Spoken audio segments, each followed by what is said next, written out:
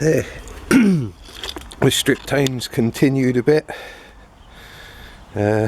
Starting to see the bare bones of the Invacar now.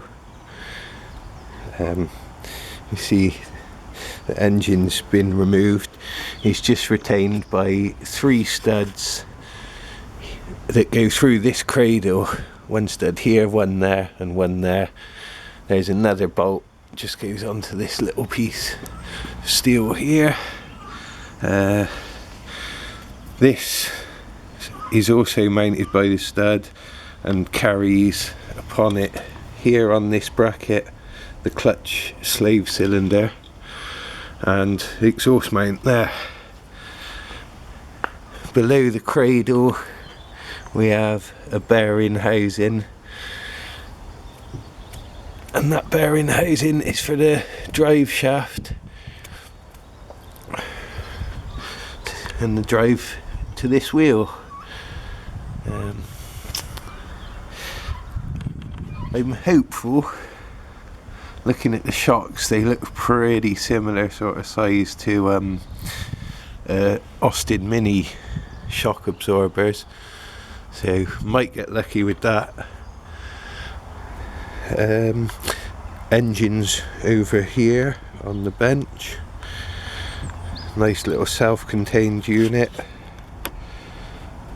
So yeah, this domed housing here will be containing the dyno start. Here's all of the connections coming from there, which I marked up at the contact set behind the driver's seat before I took them off. But there's a couple of wires have been cut up there. I have no idea where they went or what their purpose was, so that's going to require some investigation. Yeah, so there it is, little Villiers 11E engine. Round here you can see the gear selector shaft. That's the clutch operating arm here,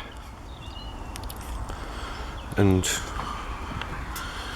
within this housing here behind the crankcase will be all the gearbox and clutch housing. So it's going to be an interesting thing to strip down, I think. Probably quite a lot of components in there, all packed into a small space, but really I haven't even looked at a handbook yet, so all more things to be discovered.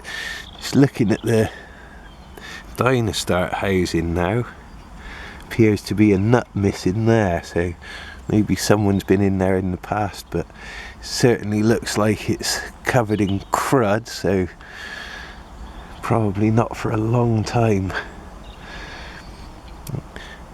Yeah, so yeah, that's pretty much where I've got to. There's various components building up in this box, one of them being this outrigger, goes on the end of the chassis for the body mount. The body mounts along this flange here. Yeah, a bit rough, quite a simple piece of steel, so we'll refabricate one of them. Another thing that's going to need refabricating is this, is the runner for the door. It's in a way past reusable state, so I'm going to have to work out a way of forming one of them and yeah, make a new one. Is the little exhaust here. Again, it's definitely seen better days. I have to look at some photographs, try and work out whether this was a silencer and had a smaller tailpipe on the end, or whether that was it, just a flared tail. Anyway, something else to make. Oh yeah, another thing that's going to have to be made is the heat exchanger I mentioned in an earlier video. Is completely gone. I certainly wouldn't want to try patching it up. If these pipes are gone, then you'll effectively be breathing exhaust gases in the cab. So yeah, your exhaust comes out of the engine port here. That circular flange, that circular flange screws onto the cylinder barrel of the engine. Exhaust gases then come down into this silencer stroke exchanger, and then are exhausted out through here. But your blower pipes, one feeds in and then back out. So your blower is blowing cold air from the cabin in through here, warming up all the time as it passes through the exhaust gases, and then comes round this bend and back for another pass, again warming the air all the time.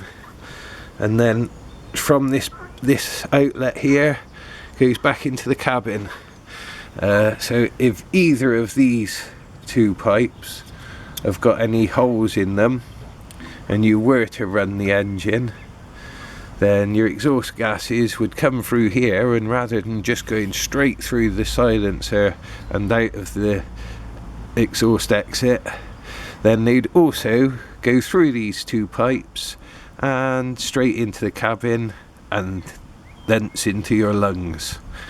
Lovely. So yeah, I think we'll make a new one of that. Forget about breathing exhaust gases. Not very healthy.